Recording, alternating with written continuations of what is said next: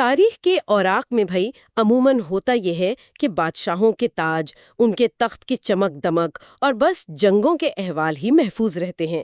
ہم اکثر یہ سمجھتے ہیں کہ تاریخ ایک سیدھی لکیر میں چلتی ہے، بالکل کسی ریاضی کے کلیے کی طرح۔ جی ہاں، جہاں ہر واقعے کا ایک واضح سبب اور نتیجہ ہوتا ہے، لیکن حقیقت میں ایسا ہوتا نہیں ہے۔ بالکل نہیں ہوتا، کیونکہ جب ہم اودھ اور خاص طور پر لکھنؤ کی تاریخ کے ان دھندلے گوشوں میں جھانکتے ہیں نا، تو یہ تمام سیدھے سادے کلیے ناکام ہو جاتے ہیں۔ بجا فرمایا۔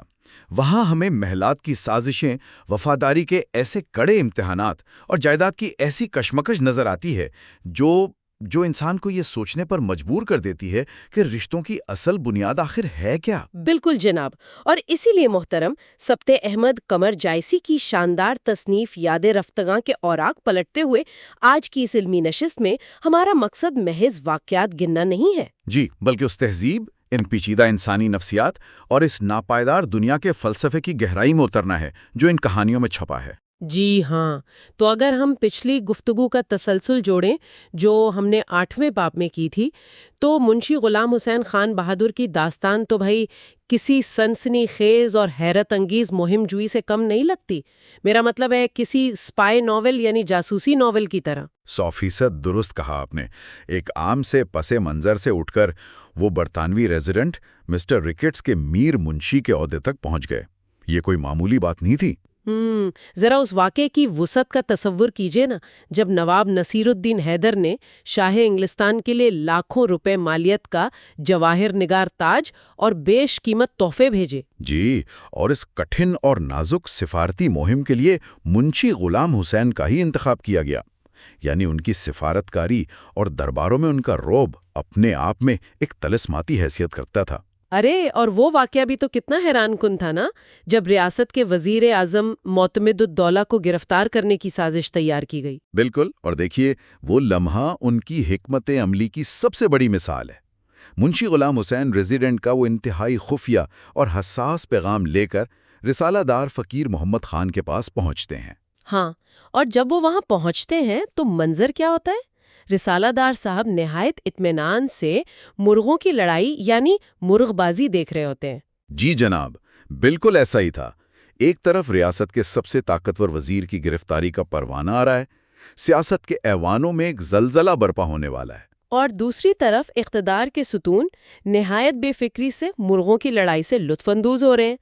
بھئی یہ وہ تضادات ہیں جو اودھ کی تاریخ کو بے وقت حیران کن بھی بناتے ہیں اور المناک بھی۔ بالکل، اور دیکھیے ہر عروج کی طرح اس تمتراک کا زوال بھی کیسا دل خراش تھا جب نئے برطانوی ریزیڈنٹ کرنل لاکٹ نے چارج سنبھالا۔ اور انہوں نے مسٹر ریکٹس کے لاکھوں روپے کے غبن کی تفتیش شروع کر دی تھی۔ جی ہاں، تو منشی غلام حسین اس طوفان کی سیدھی زد میں آ گئے۔ وہ اس وقت تک اپنے آبائی وطن جائز جا چکے تھے۔ اچھا، تو جب راجہ بختاور سنگھ سپاہیوں کے ایک بھاری دستے کے ساتھ تحقیق کے لیے جائز پہنچے تو پھر کیا ہوا؟ تو جناب منشی غلام حسین نے ایک ایسا قدم اٹھایا جس نے سب کو ہلا کے رکھ دیا۔ انہوں نے خود کو پستول سے گولی مار کر اپنی جان لے لی۔ اف خدایا، یعنی اپنے برطانوی آقا کے غبن کی پردہ اور اپنی عزت نفس کو بچانے کے لیے انہوں نے موت کو گلے لگا لیا۔ جی بالکل، یہ محض قانون کا خوف نہیں تھا، بلکہ ایک خاص قسم کا سماجی دباؤ اور عزت مآب رہنے کی وہ شدید خواہش تھی جو انسان کو موت کے منہ میں دھکیل دیتی ہے۔ یہاں ایک لمحے کے لیے رکنا چاہیے بھائی۔ ایک وہ شخص جس نے شاہ انگلستان کے دربار تک سفارت کاری کی ہو، کیا وہ محض ایک تحقیق سے اس قدر خوفزدہ ہو گیا؟ دیکھیں، اس کے پیچھے اس دور کی وہ شدید غیرت اور آقا کے ساتھ وفاداری کا وہ بوجھ تھا جسے وہ کسی بھی صورت میں ٹوٹنے نہیں دینا چاہتے تھے۔ اور حیرت تو اس بات پر ہوتی ہے کہ ان کے وہ دو وفادار غلام عبداللہ اور عبدالحسین جنہیں وہ اپنی اولاد کی طرح عزیز رکھتے تھے، جی انہوں نے بھی اپنے آقا کے دکھ اور صدمے کی تاب نہ لاتے ہوئے خودکشی کر لی تھی۔ واقعی آج کے دور کے ذہن کے لیے اس درجے کی جذباتی وابستگی اور اندھی وفاداری کو سمجھنا تقریباً ناممکن ہے۔ میں پڑھ رہی تھی کہ ان تینوں کی قبریں آج بھی جائز کے مقبرہ منشی غلام حسین میں ایک ہی جگہ موجود ہیں۔ بجا فرمایا، وہ قبریں آج بھی اس خونی انجام کی گواہی دے رہی ہیں۔ لیکن دیکھیے، جہاں موت ایک داستان کو خاک میں ملا دیتی ہے، وہیں تقدیر کے کھیل کسی اور مقام پر ایک نئی کہانی کا بیج بو رہے ہوتے ہیں۔ ارے ہاں، وہ حیرت انگیز موڑ وہ تب آیا جب منشی غلام حسین کی زندگی کا ایک اور انتہائی اہم واقعہ رونما ہونا تھا، یعنی ان کی شادی کا دن۔ جی، وہ واقعہ جو واقعی کسی بھی افسانوی کہانی کو مات دے دے۔ منشی غلام حسین کی منگنی اپنے سگے چچا میر عنایت علی کی بیٹی خیر النساء سے طے پا چکی تھی۔ شادی کا دن مقرر ہوا، تمام برادری اور رشتہ دار جائس میں جمع ہو گئے، لیکن منشی جی لکھنؤ ہی میں رہ گئے۔ بالکل، وہ اس وقت تک سرکاری مصروفیات یا کسی نامعلوم وجہ کے باعث لکھنؤ میں تھے اور مقررہ وقت پر اپنی ہی شادی میں نہ پہنچ سکے۔ ارے بھائی، ذرا اس دور کے سخت سماجی ضابطوں کو ذہن میں لائیے۔ بارات کا واپس جانا یا تاریخ کا ٹلنا تو لڑکی والوں کے لیے موت سے بھی بڑی خفت سمجھی جاتی تھی۔ جی ہاں، اسی شدید سماجی دباؤ اور خاندانی وقار کو بچانے کی خاطر منشی غلام حسین کے والد میر فتح علی نے ایک انتہائی غیر معمولی فیصلہ کیا۔ اور وہ فیصلہ یہ تھا کہ انہوں نے اپنے بھائی میر عنایت علی سے کہا کہ اگر میرا بڑا بیٹا غلام حسین بروقت نہیں آ سکا تو کیا ہوا، میرا چھوٹا بیٹا غلام رضا تو یہیں موجود ہے نا۔ بالکل، انہوں نے کہا کہ آپ اپنی بیٹی کا عقد اس کے ساتھ کر دیں، اور حیرت انگیز طور پر اسی رات اسی محفل میں خیر النساء کی شادی منشی غلام حسین کے بجائے ان کے چھوٹے بھائی غلام رضا سے کر دی گئی۔ کیا کہنے، اس ایک رات کے فیصلے نے تاریخ کا دھارا ہی بدل دیا۔ اور غلام حسین نے تو پھر ساری عمر شادی ہی نہیں کی نا۔ جی، انہوں نے پھر کبھی شادی نہیں کی، اور یہیں سے ہم آج کی اس گفتگو کے اصل موضوع یعنی منشی سید غلام رضا کی زندگی میں داخل ہوتے ہیں، جو ہماری بنیادی کتاب کا باب 4.3 ہے۔ یہ دیکھنا بہت دلچسپ ہے کہ وہ کس قسم کے انسان تھے۔ میرا مطلب ہے وہ محض ایک متبادل دولہا تو نہیں تھے، بلکہ اپنے آپ میں ایک نہایت قابل شخص تھے۔ بالکل جناب، وہ بھی اپنے بڑے بھائیوں کی طرح علم و ہنر اور شائستگی کے پیکل تھے، اور اپنی قابلیت کے بلبوتے پر انگریزی فوج میں منشی کا عہدہ حاصل کرنے میں کامیاب رہے۔ اور ان کا زیادہ تر قیام بھی تو منڈیاؤں چھاونی میں رہا۔ منڈیاؤں اس وقت محض ایک فوجی کیمپ نہیں تھا، بلکہ برطانوی طاقت اور مقامی تہذیب کے ملاپ کا ایک بہت اہم مرکز تھا۔ جی ہاں، غلام رضا ایک پڑھے لکھے اور بااثر سرکاری افسر تھے، اور اسی اثر و رسوخ کا استعمال کرتے ہوئے انہوں نے اپنے خاندان کے کئی افراد کو سرکاری نوکریاں بھی دلوائیں۔ انہوں نے اپنے چچا زاد بھائیوں سید محمد حسن اور سید حسین کو فوج میں منشی کے عہدے پر تعینات کروایا اور اپنے کنبے کی بھرپور سرپرستی کی۔ لیکن ذرا رکیے جناب، جی فرمائیے۔ یہاں مجھے گہرا تضاد اور ایک اخلاقی سوال نظر آتا ہے۔ اگر ہم اس دور کی سیاسی اتھل پتھل، اقتدار کی کشمکش اور وسائل کی لوٹ مار پر نظر ڈالیں تو کیا ایک سرکاری آفیسر کا اپنے محکمے میں اپنے ہی رشتہ داروں کو بھرتی کروانا اصولاً ایک غلط روایت نہیں تھی؟ یہ ایک بہت اہم سوال ہے جو دور حاضر کے ذہن میں فوراً ابھرتا ہے۔ جی نا، آج کے جدید ریاستی تصور میں تو ہم اسے سیدھا سیدھا اقربا پروری یا کرپشن قرار دے کر مسترد کر دیں گے۔ ایک شخص جس پر ریاست کی ذمہ داری ہے، وہ صرف اپنے خاندان کی فلاح کے لیے ریاستی وسائل کیسے استعمال کر سکتا ہے؟ دیکھیے، یہ سوال بظاہر بہت سخت ہے اور جدید دور کے معیارات کے عین مطابق بھی ہے، لیکن اگر ہم اسے 19ویں صدی کے عود کے سماجی اور معاشی پس منظر میں کھڑے ہو کر دیکھیں تو اس کا جواب بالکل مختلف ہوگا۔ اچھا، وہ کیسے؟ اس دور میں بھائی کوئی ریاستی فلاحی نظام یا پینشن، انشورنس جیسے ادارے تو موجود نہیں تھے۔ ایک فرد کی بقا، اس کی سماجی و معاشی حفاظت صرف اور صرف اس کے خاندان یعنی اس کے کنبے سے وابستہ تھی۔ ہاں، یہ بات تو ہے کہ اس وقت خاندان ہی سب کچھ ہوتا تھا۔ بالکل، اگر خاندان کا کوئی ایک فرد کسی بااثر مقام پر پہنچ جاتا تھا تو یہ اس کا اولین اخلاقی اور خاندانی فرض سمجھا جاتا تھا کہ وہ اپنے پورے کنبے کو معاشی تحفظ فراہم کرے۔ اچھا، یعنی اسے اس وقت اقربا پروری کی بجائے کنبا پروری کہا جاتا تھا۔ جی جناب، بالکل۔ یہ ریاست کو کھوکھلا کرنے کی کوئی شعوری کوشش نہیں تھی، بلکہ ایک جاگیردارانہ اور نو آبادیاتی نظام کے اندر اپنے مشترکہ خاندانی نظام کو زندہ رکھنے کی ایک عملی جدوجہد تھی۔ یہ نقطہ واقعی غور طلب ہے کہ ہم آج کے اخلاقی پیمانے پر ماضی کے فیصلوں کو نہیں جانچ سکتے۔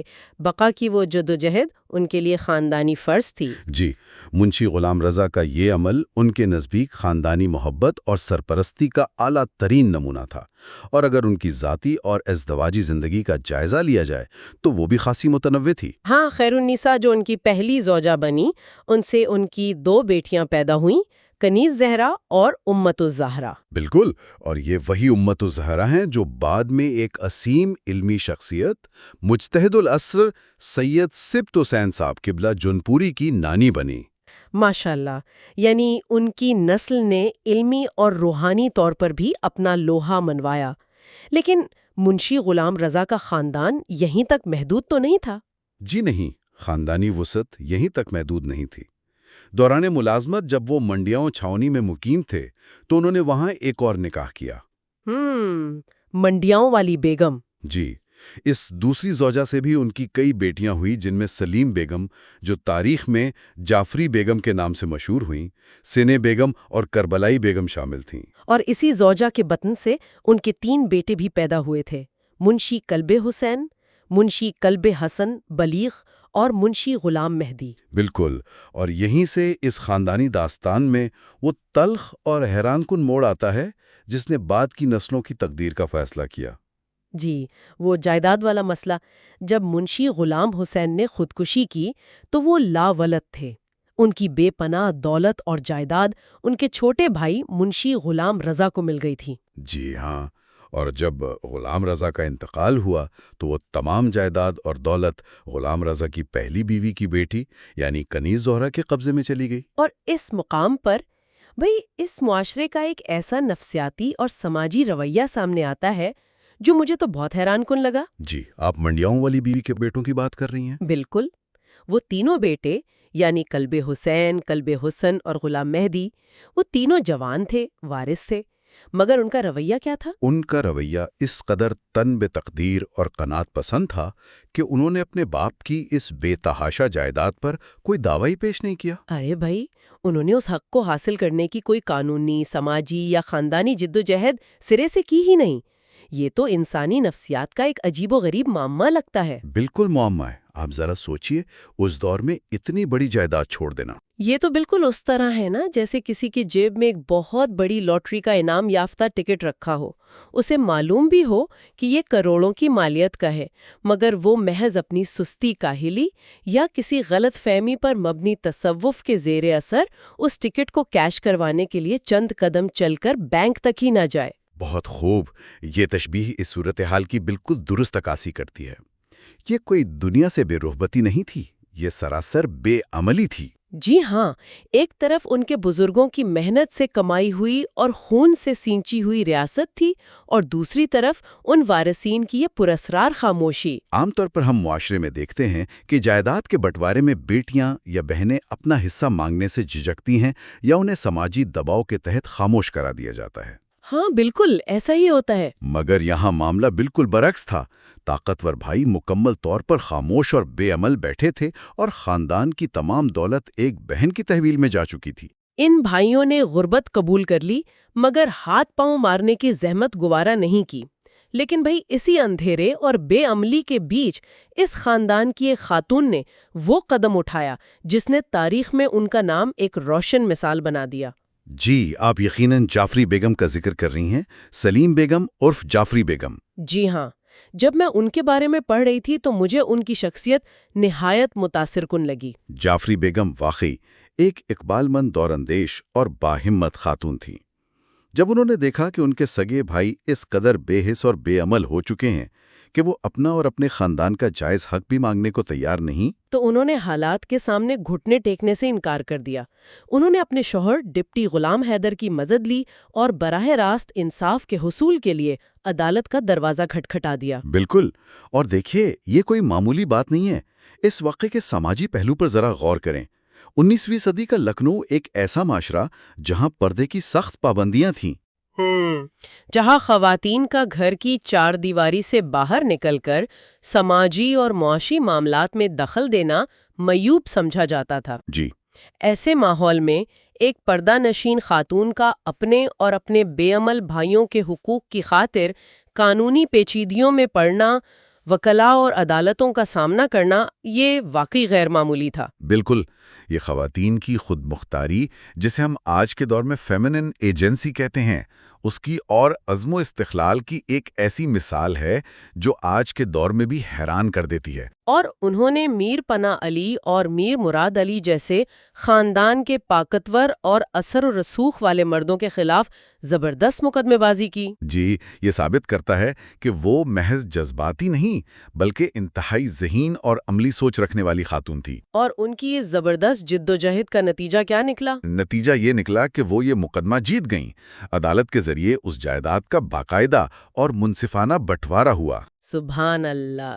جعفری بیگم نے میر فتح علی کی کوٹھی، دیوان خانہ، رنگ محل کی وسیع زمین، تالاب، غرض کے باپ دادا کی اس جائیداد میں سے اپنا اور ان بھائیوں کا حصہ قانونی طور پر الگ کروایا جو خود ایک قدم چلنے کو تیار نہیں تھے۔ جی، اور جعفری بیگم کی یہ فتح محض ایک قانونی جیت نہیں تھی، یہ ان کی شجاعت کا اعلان تھا۔ انہوں نے اس جائیداد کو سنبھالا، محلہ تمن بانا میں باب رضا کے نام سے ایک شاندار پختہ 2 منزلہ مکان تعمیر کروایا۔ جہاں وہ محرم کے ایام میں عقیدت اور احترام سے قیام کیا کرتی تھیں، اور ان کے اندر خاندانی محبت کا یہ عالم تھا کہ اپنی سب سے چھوٹی بہن اسدی بیگم، جو کم عمری میں ہی انتقال کر گئی تھیں، جی، ان کی یاد میں انہوں نے ایک پختہ سیڑھیوں والا پل بھی بنوایا تھا۔ بالکل، وہ ایک ایسی خاتون تھیں جو نہ صرف اپنا حق چھیننا جانتی تھیں بلکہ اس حق کو ایک مثبت اور تعمیری شکل دینا بھی جانتی تھیں۔ لیکن صاحب، تاریخ کا ہر ورق ایک نئی اور بعض اوقات انتہائی تلخ حقیقت لیے ہوتا ہے۔ جعفری بیگم نے برسوں کی عدالتی کشمکش، بے پناہ ہمت اور ذہانت کے بلبوتے پر جو جائیداد اور وراثت بچائی تھی، اس کا حتمی انجام کیا ہوا؟ یہ تو واقعی ایک دل خراش پہلو ہے۔ وہ عالی شان مکانات، وہ رنگ محل کی زمینیں اور وہ دیوان خانے کچھ ہی عرصے بعد اسی خاندان کے افراد یعنی منشی کلب حسین، غلام مہدی اور خود جعفری بیگم کی اگلی نسلوں کی ناعاقبت اندیشی کی بھینٹ چڑھ گئے۔ جی ہاں، انہوں نے وہ سب کچھ محض اپنے وقتی گزارے کے لیے خاندان ہی کے دیگر لوگوں مثلاً سید اولاد حسین اور سید نوازش حسین کے ہاتھوں کوڑیوں کے بھاؤ بیچ دیا۔ وہ جائیداد جس کی ایک ایک اینٹ کے لیے جعفری بیگم نے پورے نظام سے جنگ لڑی تھی، بالآخر ٹکڑے ٹکڑے ہو کر ضائع ہو گئی۔ یہ بالکل ضائع ہو گئی۔ وہ عظیم الشان دیوان خانہ جس کی راہداریوں میں کبھی غلام حسین اور غلام رضا کے قدموں کی چاپ گونجتی تھی، وہ مٹی میں مل گیا۔ یعنی وہ رنگ محل جس کی زمینوں کو بچانے کے لیے ایک عورت نے عدالتوں کے چکر کاٹے، سب کچھ آہستہ آہستہ بکھر گیا۔ یہ سن کر انسان کے اندر ایک عجیب سی بے بسی اور اداسی کا احساس پیدا ہوتا ہے نا؟ جی، بچا فرمایا۔ ہم عمر بھر جن اینٹوں اور پتھروں کو جمع کرنے اور بچانے میں اپنی زندگیاں کھپا دیتے ہیں، وہ کتنی آسانی سے ریت کی طرح ہاتھوں سے پھسل جاتے ہیں۔ اور مصنف محترم سبط احمد قمر جیسی نے اس پوری صدیوں پر محیط خاندانی عروج و زوال، محنت اور بربادی کی داستان کو ایک انتہائی گہرے صوفیانہ اور کائناتی سچائی میں سمیٹ دیا ہے۔ اور وہ جملہ ہے، اللہ باقی من کل فانی۔ بے شک، اللہ باقی من کل فانی، یعنی اس کائنات میں اگر کوئی چیز مستقل ہے، کوئی ہستی قائم رہنے والی ہے تو وہ صرف اللہ کی ذات ہے۔ جی جناب، باقی ہر شے، چاہے وہ کتنی ہی عظیم و شان کوٹھیاں ہوں، کتنی ہی بڑی جاگیریں ہوں، وہ سب فانی ہیں۔ انسان لالچ اور ضرورت کے تحت جائیدادیں بناتا ہے، اپنوں سے لڑتا ہے، عدالتوں میں عمریں گزار دیتا ہے، اور پھر وقت کا ایک بے رحم جھونکا آتا ہے اور ان تمام عمارتوں کو ان کی مکینوں سمیت تاریخ کی دھول میں اڑا لے جاتا ہے۔ کیا زبردست اور دل کو ہلا دینے والا فلسفہ ہے۔ بالکل جناب، آج کی اس گفتگو نے ہمیں یہی سکھایا ہے کہ زمینوں کی ملکیت، کوٹھیاں اور جائیدادیں محض عارضی قیام گاہیں۔ جی، انسان کا کردار، اس کی جرت اور اس کا علمی ورثہ ہی وہ اصل چیزیں ہیں جو شاید وقت کی لہروں کا کچھ حد تک مقابلہ کر سکیں۔ لیکن ایک سوال یہ بھی تو ہے کہ کیا علم اور ادب کا ورثہ بھی ہمیشہ محفوظ رہتا ہے؟ کبھی کبھی یہ علمی نشانات بھی تاریخ کی بے حسی اور نااہل وارثوں کے ظالم ہاتھوں سے خود کو نہیں بچا پاتے۔ ارے ہاں، اور یہی تلخ حقیقت ہمیں ہماری اگلی گفتگو کے موضوع کی طرف لے جاتی ہے، جس میں ہم کتاب کے باب 4.4 پر روشنی ڈالیں گے۔ جی، آپ کا اشارہ یقیناً منشی غلام رضا کے انہی بے عمل بیٹوں کی طرف ہے جنہوں نے جائیداد تو گنوائی لیکن علم کا ایک نیا باب بھی رقم کیا۔ بالکل۔ اگلی بار جب ہم اس کتاب کے اوراق پلٹیں گے تو ہم غلام رضا کے ان بیٹوں کا حال جانیں گے، اور خاص طور پر ہماری توجہ کا مرکز ہوں گے منشی کلب الحسن بلیغ۔ جی، جائیداد اور دنیاوی معاملات میں تو وہ تن بتقدیر تھے، لیکن قلم کے میدان میں وہ ایک عظیم اور باکمال شاعر تھے۔ انہوں نے اردو اور فارسی دونوں زبانوں میں شاندار اور لازوال شاعری تخلیق کی۔ ہاں، اور ان کی زندگی کا ایک نہایت دلچسپ واقعہ ہم اگلی نشست میں زیر بحث لائیں گے کہ کیسے 1896 میں جب ایک معمولی سی جھوٹی شکایت پر وہ کسی رام پرساد نامی شخص کی شکایت پر جو ڈپٹی کمشنر نے انہیں بلا جواز ان کے عہدے سے معطل کر دیا تھا۔ جی بالکل، تو انہوں نے اس ناانصافی کا جواب کسی عام عدالتی اپیل سے نہیں بلکہ ایک انتہائی بلیغ، منظوم اور طنزیہ خط لکھ کر دیا تھا جس نے پورے دفتری نظام میں تہلکہ مچا دیا تھا۔ وہ منظوم خط واقعی اس دور کے دفتری اور سماجی نظام پر ایک بے باک اور کاٹدار طنز ہے، لیکن اس سے بھی بڑا سانحہ جس پر ہم اگلی دفعہ روشنی ڈالیں گے وہ کچھ اور ہے۔ وہ کیا سانحہ ہے بھائی؟ وہ یہ ہے کہ اس باکمال شاعر کی زندگی بھر کی کمائی، یعنی ان کا سارا علمی اثاثہ اور ان کے تمام شعری دیوان ان کی وفات کے بعد نہایت نااہل اور بددیانت لوگوں کے ہاتھ لگ کر ہمیشہ کے لیے ضائع ہو گئے۔ اوف، یہ کتنا اندھوناک المیہ ہے کہ ایک ادیب کا فن جو اس کی روح کا عکس ہوتا ہے وہ تاریخ کے تاریک گاروں میں گم ہو جائے۔ جی، یہ ہمیں واقعی سوچنے پر مجبور کرتا ہے کہ ہم بحیثیت معاشرہ اپنے ان مادی اثاثوں کے مقابلے میں اپنے علمی ورثے کے ساتھ کیسا مجرمانہ سلوک روا رکھتے ہیں۔ یہ ایک ایسا چپتا ہوا سوال ہے جس کے جواب ہم اگلی نشست میں تلاش کریں گے، لیکن اس سے قبل سامعین محترم یہ بتانا نہایت ضروری اور باعث فخر ہے جی بالکل، بتائیے کہ یہ آڈیو پیشکش ڈاکٹر سید جاوید احمد رضوی صاحب کی محنتوں کا ثمر ہے، جو اس نہایت قیمتی کتاب یاد رفتگان کے مصنف محترم سبط احمد قمر جائسی کے فرزند ہیں۔ ماشاءاللہ۔ ڈاکٹر صاحب نے محض اس ورثے کو محفوظ ہی نہیں رکھا بلکہ اسے ہندی رسم الخط میں بھی منتقل کیا ہے تاکہ یہ شاندار تاریخ ان لوگوں تک بھی پہنچ سکے جو اردو رسم الخط سے ناواقف ہیں۔ جی ہاں بالکل، اور یہ ہندی نسخہ مکمل اردو کتاب کے ساتھ اس علمی نشست کی تفصیلات یعنی ڈسکرپشن میں دیے گئے لنک سے بآسانی ڈاؤن لوڈ کے لیے دستیاب ہے۔ میں تو کہوں گا کہ سب کو اسے ضرور پڑھنا چاہیے، کیونکہ یہ محض ایک خاندان کی تاریخ نہیں، یہ ہمارے پورے معاشرتی ارتقاء کا ایک شفاف آئینہ ہے۔ میں بھی ڈاکٹر صاحب کی اس شاندار کاوش کو تہہ دل سے خراج تحسین پیش کرتا ہوں۔ جی واقعی، اپنے بزرگوں کے کھوئے ہوئے نقوش کو اس طرح سائنسی اور تحقیقی بنیادوں پر زندہ کرنا ایک عظیم کارنامہ ہے، اور میں اپنے ماہر محترم کا بھی بے حد شکر گزار ہوں جنہوں نے اپنی گہری بصیرت سے آج کی گفتگو میں ان تاریخی کرداروں کی نفسیات کو ہمارے سامنے کھول کر رکھ دیا۔ نوازش ہے آپ کی۔ اس سے پہلے کہ ہم رخصت لیں، میں چاہوں گی کہ ہم سب اس بات پر ضرور غور کریں کہ ہم آج بھی اپنے خاندانی جھگڑوں، عدالتوں اور جائیداد کی تقسیم میں بالکل انہی رویوں کا شکار ہیں جن کا ذکر ہم نے 19ویں صدی کے حوالے سے کیا۔ بجا فرمایا، جدید قانونی نظام نے کاغذات تو بہتر کر دیے ہیں، لیکن کیا انسانی حرص اور بے حسی میں کوئی کمی آئی ہے؟ یہ ایک بہت بڑا سوال ہے۔ کیا ہماری چھوڑی ہوئی وراثت واقعی محفوظ ہے، یا ہم بھی کسی آنے والے دور کے لیے محض ایک سبق چھوڑ کر جا رہے ہیں؟ اسی سوچ کے ساتھ ہم آج کی اس نشست کو اختتام کی طرف لے جاتے ہیں۔ جی جناب، عین لکھنوی شائستگی اور آداب کے ساتھ اگلی ملاقات تک خدا حافظ۔